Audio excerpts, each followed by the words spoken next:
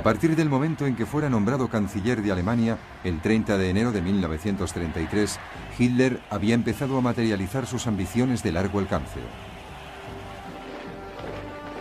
El 3 de febrero comunicó a sus máximos comandantes que su objetivo último era conquistar territorio en el este y germanizarlo de forma implacable.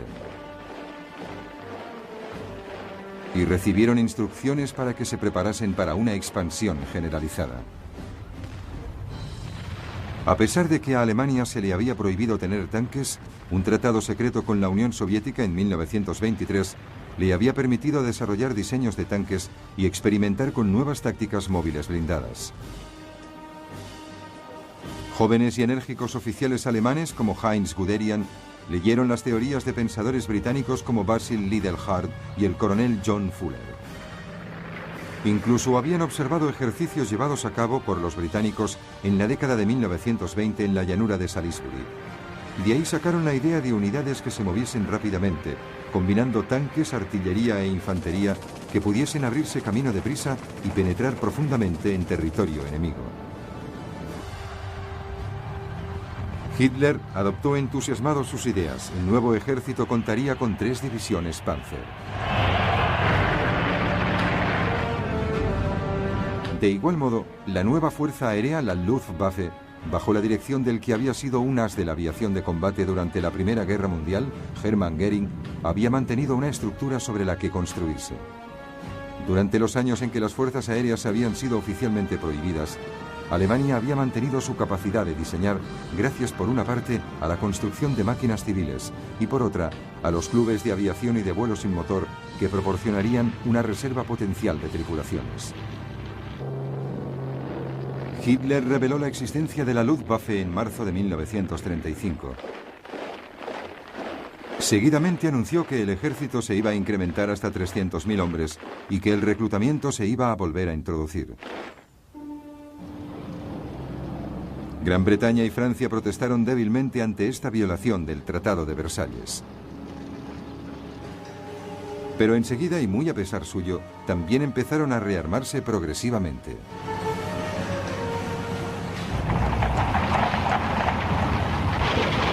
Hasta este momento Hitler había sido modesto en sus objetivos. Solo había recuperado lo que era suyo, Renania y Alsace, pero ahora tenía un objetivo más grande en perspectiva, su patria, Austria. En 1934 los nazis austríacos habían intentado hacerse con el poder. Después de todo, los austríacos hablaban alemán, aun cuando nunca hubiesen formado parte de un Estado alemán, y el movimiento fascista era poderoso en el país. En febrero de 1938 se descubrió otro complot nazi. El canciller austríaco Kurt von Schuschnigg protestó ante Hitler. Hitler respondió exigiendo que Austria dejase de maltratar a los nazis austríacos y se uniese a Alemania. Die Jugend ist uns verschrieben und verfallen mit neuem. Ante tal situación, Schuschnigg convocó inmediatamente un referéndum para que los austríacos pudiesen votar si deseaban seguir siendo independientes. Pero el 12 de marzo de 1938, en la víspera del referéndum, Hitler, temiendo que pudiese tener un resultado para él equivocado, envió sus tropas. Una total sorpresa y una acogida entusiasta por parte de los simpatizantes nazis hicieron de ella una invasión sin derramamiento de sangre. En pocas horas Hitler anunció la incorporación de Austria al Tercer Reich. Por primera vez, una nación soberana había sido anexionada a una gran Alemania. Tampoco esta vez Hitler fue castigado por su agresión.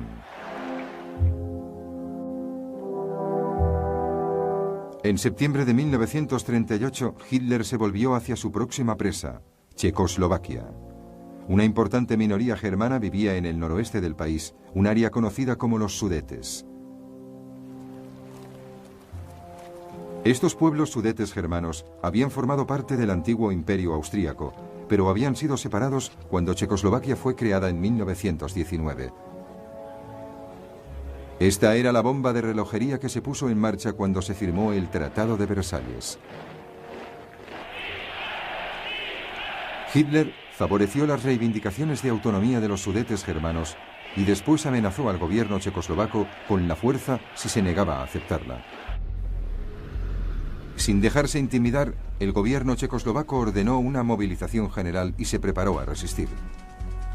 El ejército checoslovaco era numeroso y estaba bien equipado, con imponentes fortificaciones en su frontera con Alemania. Hitler retrocedió. A principios de septiembre, el primer ministro británico, Neville Chamberlain, preocupado ante la inminencia de la guerra, decidió actuar como pacificador.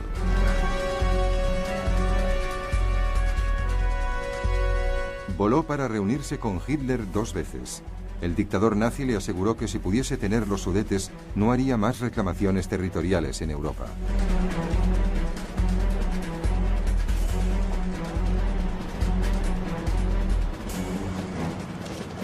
El 29 de septiembre de 1938, en Múnich, con Mussolini actuando como mediador, Francia y Gran Bretaña firmaron un acuerdo por el que los Sudetes eran cedidos a Alemania a cambio de una declaración formal de Hitler en la que éste afirmaba que no tenía más ambiciones territoriales.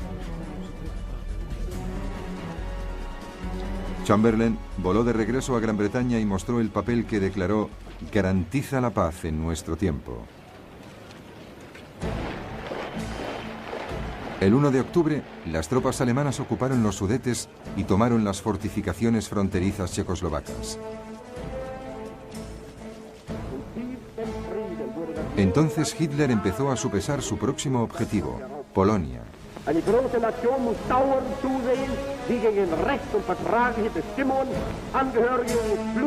Una vez más, la causa nominal era una minoría germana aislada a consecuencia del Tratado de Versalles. Hitler exigía que el puerto de Danzig volviese a estar bajo control alemán, de tal forma que Prusia Oriental pudiese estar enlazada con el resto de Alemania. Los polacos se negaron y Hitler dudó. No estaba totalmente preparado para una guerra total y aún tenía temas pendientes con Checoslovaquia. En marzo de 1939, la zona oriental del país, Eslovaquia, que era étnicamente diferente de los países checos, recurrió a Hitler para que le ayudase a conseguir una mayor independencia. Hitler convocó al primer ministro checoslovaco, Emil Hácha, en Berlín y le intimidó para que pusiese su país bajo la protección de Alemania.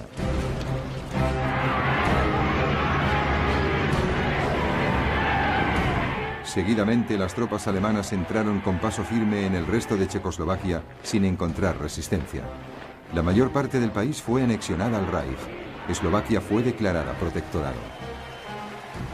Por primera vez, Hitler había confiscado un territorio no germanófono, pero de nuevo solo hubo una débil protesta por parte de Gran Bretaña y Francia. A finales de marzo volvió a repetir su exigencia de que Polonia cediese Danzig. Esta vez Francia y Gran Bretaña declararon claramente que si atacaba Polonia, declararían la guerra. Pero para entonces a Hitler ya le importaba poco lo que hiciesen. Estaba seguro de que serían unos contrincantes débiles e indecisos.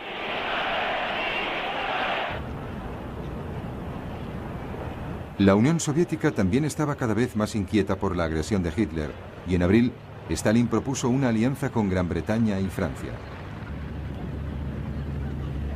Pero las negociaciones no progresaron y finalmente Stalin perdió la esperanza y decidió que existía otra solución a la amenaza alemana.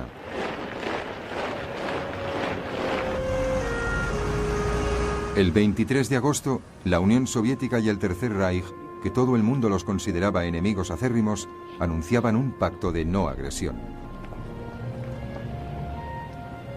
Este acuerdo especificaba secretamente que Polonia sería dividida en 2 países y que Stalin tendría carta blanca para hacerse con el poder en Estonia, Letonia y Lituania.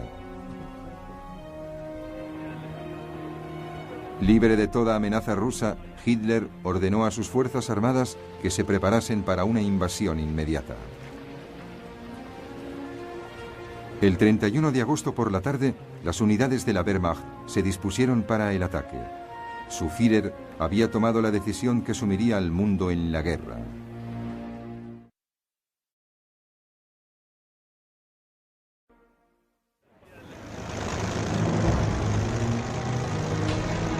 En la tarde del 31 de agosto de 1939, las fuerzas alemanas llevaban a cabo sus últimos preparativos para la invasión de Polonia. Las tripulaciones estudiaban sus objetivos, los tanques se trasladaban a sus posiciones de ataque. Y entonces, en la madrugada del 1 de septiembre, soldados alemanes vestidos con uniformes polacos atacaron una estación de radio en el lado alemán de la frontera, dejando tras de sí algunos cuerpos. Esta sería la agresión que Hitler utilizaría más tarde para justificar su ataque.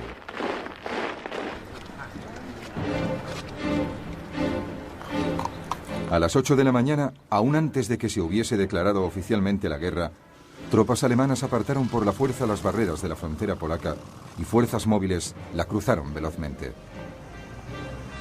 2 días más tarde, el 3 de septiembre, Gran Bretaña y Francia declaraban la guerra a Alemania, haciendo honor a su promesa de estar dispuestas a socorrer a Polonia. Pero para entonces Polonia ya estaba teniendo graves dificultades. No solo los alemanes superaban en número a los polacos, sino que estos se enfrentaban a una nueva forma de guerra para la que estaban mal preparados, la Blitzkrieg o guerra relámpago.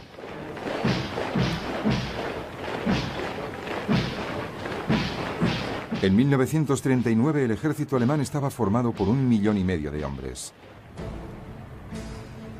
Su élite eran los Panzer, 6 divisiones blindadas y 4 divisiones ligeras cuyo objeto era el reconocimiento. El número total de unidades ascendía a 2.400 tanques. Estas habían sido preparadas para atravesar las defensas del enemigo y atacar en profundidad, cortando las comunicaciones y propagando la confusión. Los puntos fuertes del enemigo serían así evitados, siendo posteriormente reducidos por la infantería. La nueva fuerza aérea alemana, la Luftwaffe, también había sido diseñada para la Blitzkrieg.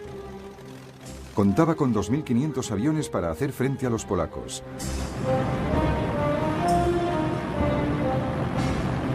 Lo más notable era el avión de bombardeo en picado Junkers Ju-52 Stuka.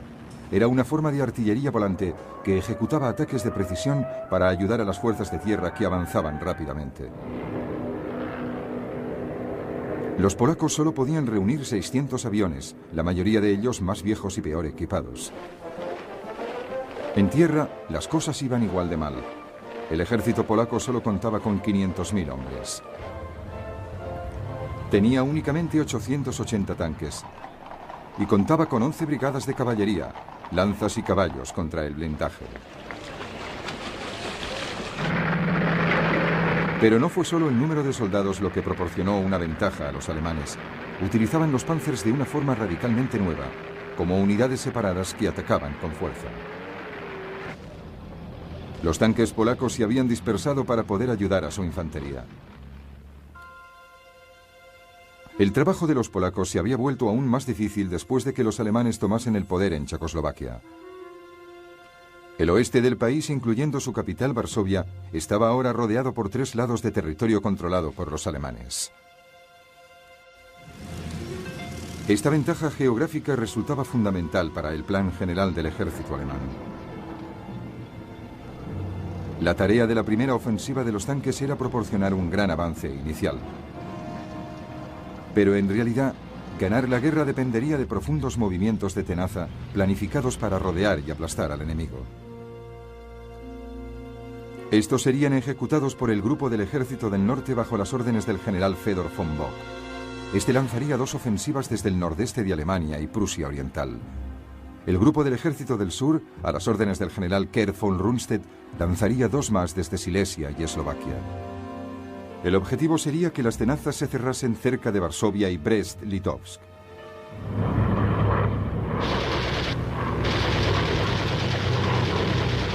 A los alemanes todo les fue bien desde el principio.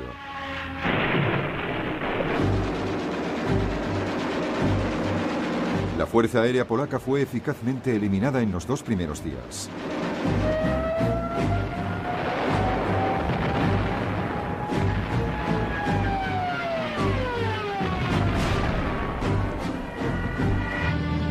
Los Panzers se abrieron camino y atacaron en profundidad.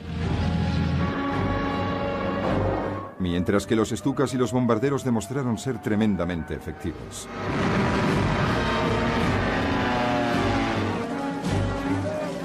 Los defensores polacos fueron divididos y separados, inmovilizados en bolsas que proporcionaron un gran número de prisioneros. La leyenda cuenta que algunas unidades de la caballería polaca intentaron valerosamente atacar a los Panzers, pero fue en vano. Las fuerzas polacas fueron superadas por la estrategia alemana y no pudieron mantener el ritmo rápido de sus enemigos. El ejército polaco fue simplemente barrido. El 8 de septiembre, las pinzas interiores se habían cerrado y las tropas alemanas seguían avanzando a las afueras de Varsovia.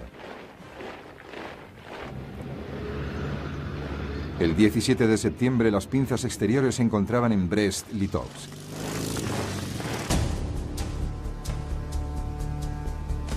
El mismo día, aprovechando el acuerdo alcanzado entre Hitler y Stalin en el Pacto Germano-Soviético en 1939, las fuerzas soviéticas cruzaban la frontera polaca oriental. El ejército polaco se hallaba ahora en plena retirada, mientras que su gobierno huía al extranjero. Sin embargo, Varsovia continuaba luchando.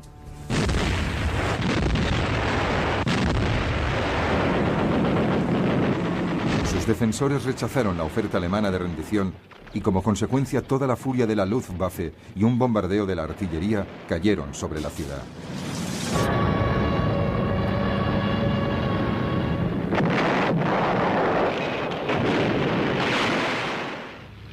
Y ahí, observándolo todo, estaba Adolf Hitler, que había seguido de cerca a su ejército conquistador. El 27 de septiembre, Varsovia se rendía. Al día siguiente, los vencedores, Alemania y Rusia, dividieron Polonia de acuerdo con el Pacto Germano-Soviético. La Unión Soviética se anexionó un poco más de la mitad del país hacia el este. Alemania se quedó con el resto. Los dos regímenes empezaron a perseguir a cualquiera que pudiese representar un peligro en el futuro. Muchas personas fueron asesinadas. Y por primera vez, los alemanes mostraron de qué forma se iban a comportar contra aquellos pueblos de la Europa del Este que consideraban inferiores. Mandaron a los Einsatzgruppen, o escuadrones especiales de las SS, para que llevasen a cabo redadas de judíos.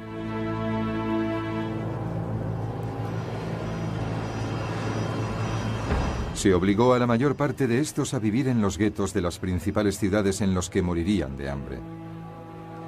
Otros fueron ejecutados en el acto.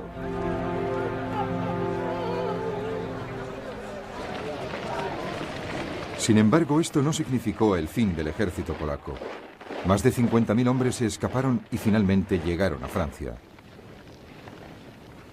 Allí, el general Władysław Sikorski había formado un gobierno provisional. Los polacos lucharían valientemente desde el extranjero.